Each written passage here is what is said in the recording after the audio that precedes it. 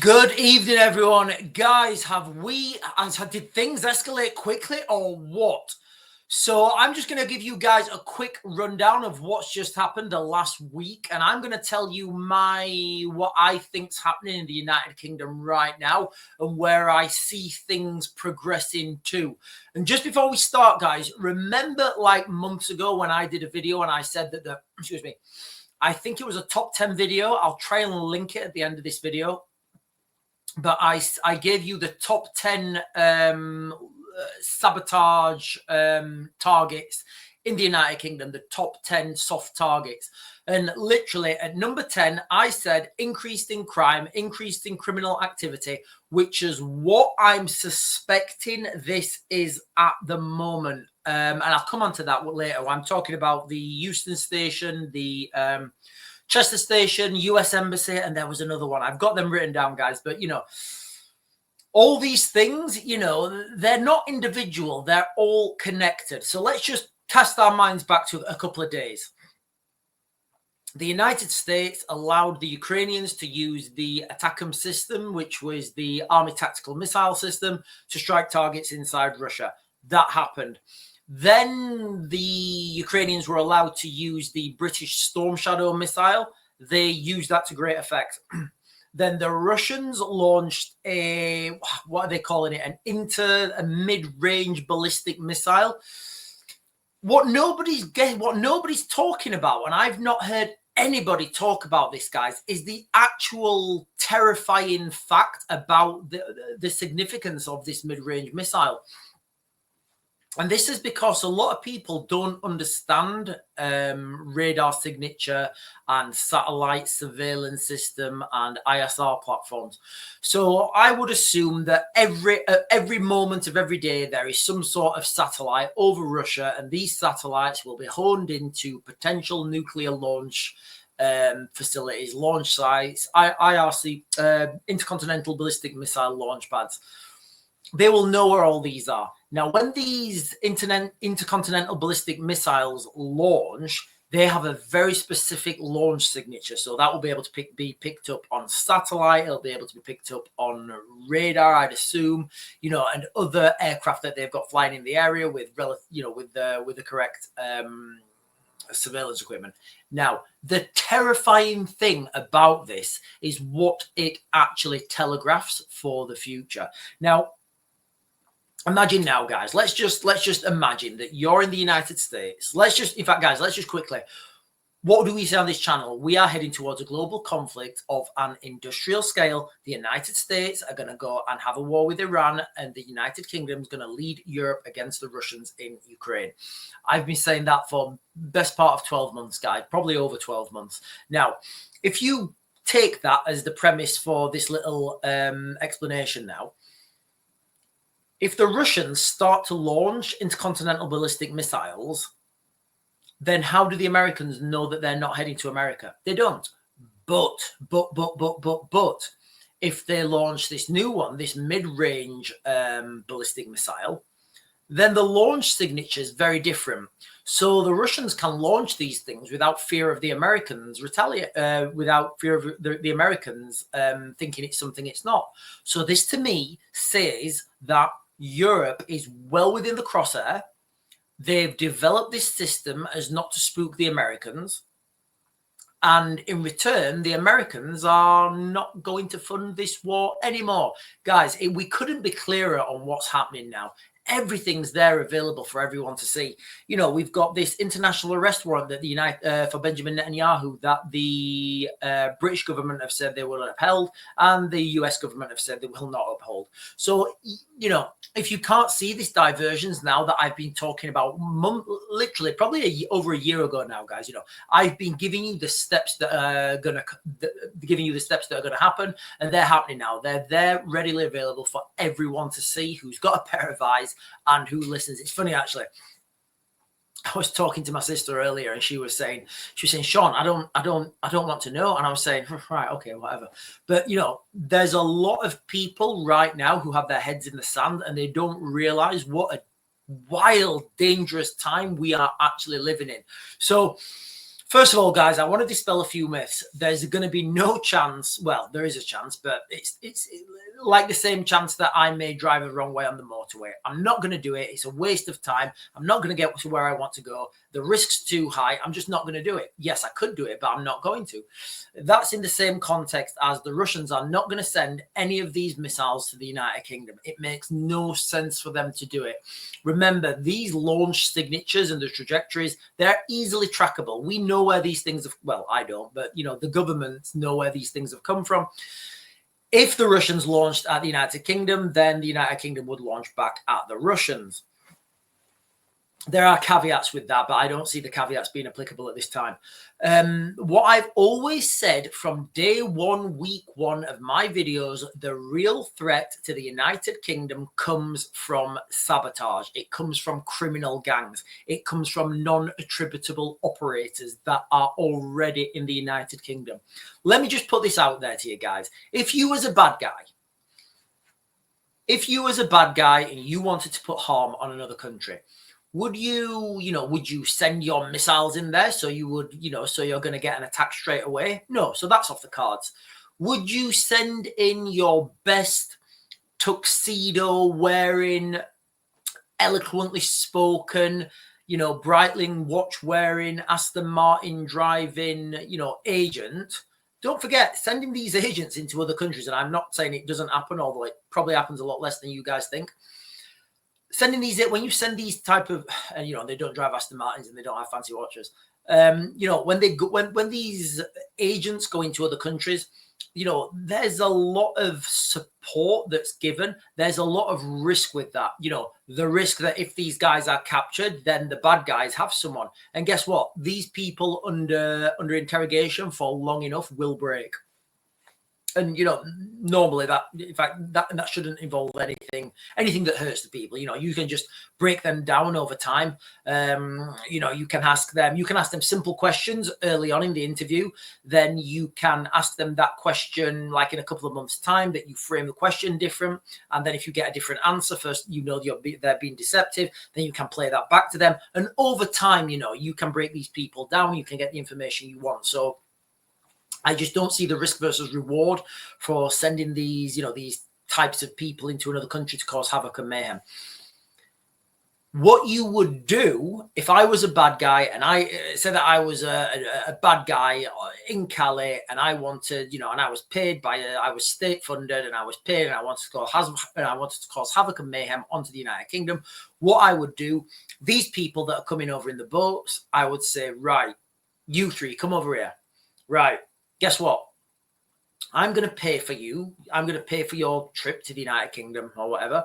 When you get to the United Kingdom, I want you to go to this address, make your way to this person, or make your way to this location. You'll be met by one of my guys. He will look after you. He will give you money. He will give you accommodation.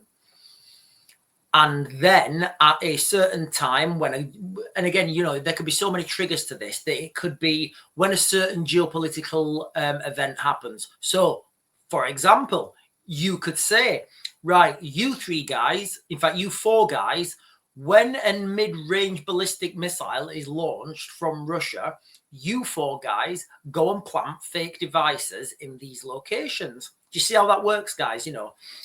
These guys are already paid. They've already been briefed on their task. They're waiting for the international trigger. Equally, this could be on demand. They could get a text message off an unknown number saying, "Hi, is Jenny there?" And that's the trigger word. Anybody looks at that phone, they have got no idea what that means. No idea what that means. It could mean anything. You can show that to a judge and it means nothing. There's no way to pin this on anyone. This is what I'm talking about, non-attributable. You see, I don't want to use using the word sabotage. I think using the word sabotage covers everything, although sabotage would be predominantly to destroying or disrupting or degrading something. But yes, no, guys, it is sabotage. If you are certainly degrading the United Kingdom's capacity. So that's what you would do. Rather than send your best James Bond looking guy into the United Kingdom, that's what you do, and that's how you do it. So I'm going to suspect, guys, and I'm going to speculate that these well, let's just go and have a look at them quickly, guys. we have got the US Embassy. We've got a suspected package. US Embassy in lockdown as police blow up hoax device. So this is the key thing here, guys. Hoax device. And I'll tell you why they're doing hoax devices. Gatwick latest. 2 people allowed to continue with journeys after being detained during Gatwick security incident. A suspected prohibited item found in luggage at Gatwick. I'm not 100% this is related, but we'll just go with it because it's on the news. Police carry out a controlled explosion after suspect package probed at Euston Station. Bomb squad robot deployed as bus threat ends. In this one's in Chester. Yes, Chester. Is that? Did I just say Chester bus station? I didn't I? Chester bus station. Yeah. So we've got these potentially three, potentially 4 events here. Now, an old tactic of the, I can't remember who it was, the IRA, the Pirate, there were lots of dissident groups, but one of the old tactics that they would do, they would have a fake event, a hoax event. They would call in a hoax, and all they do is they sit, they watch, and they record. So, for example, at the US Embassy, which is a big target, how did the police react at the US Embassy? How did the police go about their business disposing of said device? How did the evacuation work? Where did the people evacuate to? Were their coaches brought in? Where did those coaches come from? Where did those coaches go to? Were people who stayed in the building? If so, where do they live? And they can build up this picture because that's a real event, and it will, and moving forward, if there's a real event now, guess what? People know where the people are going to evacuate to, so you could have a secondary device there. People are going to know who's staying in the building, so you could potentially target their families. People are going to build up a picture about everything in and around this, guys. Okay. Now, I wouldn't suspect anything what's happening at the moment, guys. On our other platform, I did a video for our subscribers. I went a little bit more in depth on that, and I told you what I thought this was. But guys, you can see now how, this could potentially be the beginning. I don't want to make this video inflammatory, but you could see now how this could be used by our adversaries. And remember, the US ambassador, he came out and he said that the United Kingdom is now actively involved in the war in Ukraine. Did I say the US ambassador or did I say the Russian ambassador? The Russian ambassador. I'm not sure which one I said. But the Russian ambassador, that's what he said. Now, when people say these things, they don't say them just because the Russian ambassador didn't just wake up one morning and think that. No, of course not. He's been told that from his, from the Kremlin in Russia. So you see, as we move forward, these incidents, as I said back in months ago, these incidents are going to become more frequent. They're going to become more intense. And at some point, we're going to see the streets of the United Kingdom just in absolute chaos. I still think the biggest targets are the utilities, guys. Okay, I'm not going to say I'm not going to say they're the only targets. I'm not going to say that that's the only thing that's going to happen. But think how vulnerable the water supply is. Think how vulnerable the electricity supply is, the gas supply is. And by supply, I mean the pipes that connect people's houses. I mean the cables that are underground. That there was, I think there was an incident at, I think it was Manchester Airport, where a piece of cable was cut out of the ground. Now, this piece of cable was just outside the security perimeter of Manchester Airport. And nobody's thought, and this just vanished, guys. Nobody spoke about this anymore. Now, So first of all, a few questions. How many people know where that security perimeter is? How many people know where that cable is? How many people have the capacity? Like, I wouldn't want to, like, you know, drill into a huge electricity cable. I'd assume that somebody got electrocuted unless, you know, they know how to do this stuff. Now, the fact that they took they cut a piece out of this cable, it shows that they have a level of competency. Because to make a join on a cut cable, it's easy. To then put a piece back in, it's a lot harder. I would assume that you have to dig up cable, and the job takes a lot longer. So, these guys have an understanding of how these things work. And guys, can you remember when BAE Systems went up in flames? And, I did a video on it, and I said, listen, BAE Systems, so in Barrow, in where is it, in the north? I think it's north of England. There was a big fire at BAE Systems, which is I think it's the second largest arms manufacturer in the world. BAE Systems had a huge fire, and they came out and they said, "Oh, we suspect it's faulty equipment." Straight away, guys, go check my video. I said, I do not believe that BAE Systems are buying faulty equipment. Not a chance they're buying faulty equipment. They said they'll do a press release once they're investigating to find out what the cause of it was.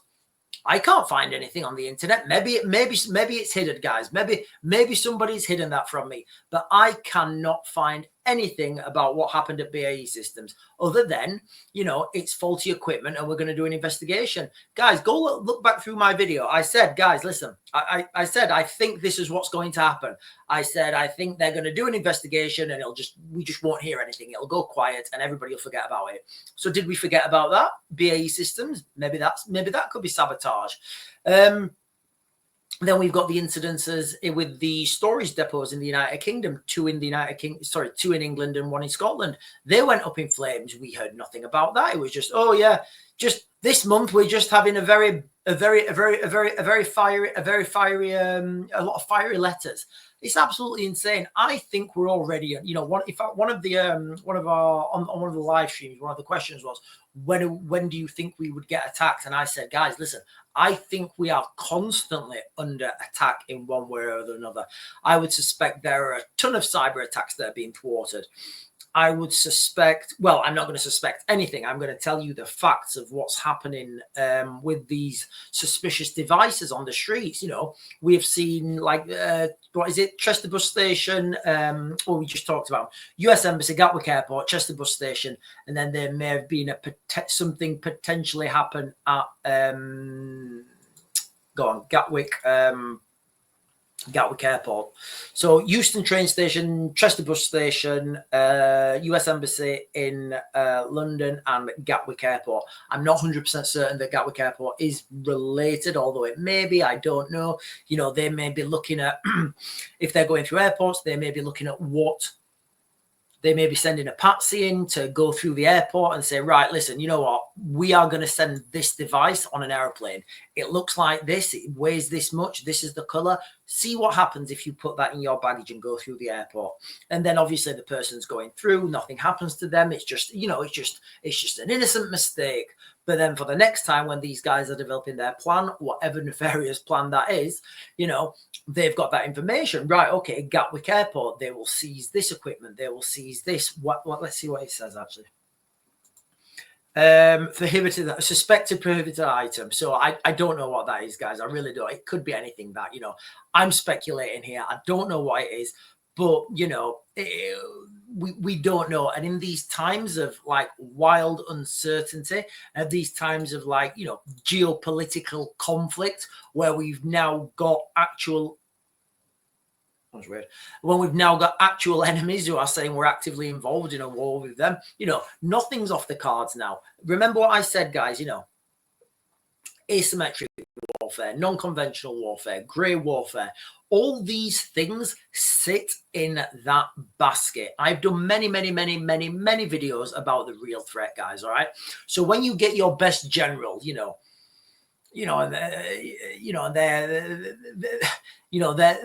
reading they're believing their own hype.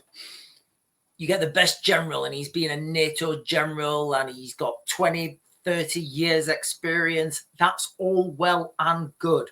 His experience is in NATO. He's got no experience in, operating in grey warfare, asymmetric warfare, non-conventional warfare. He's got none of this experience. So when he says NATO would destroy Russia within 3 days, yeah, that's probably true. On a conventional battlefield, I get that. And the Russians know this. Do you think they're going to fight them on a conventional battlefield?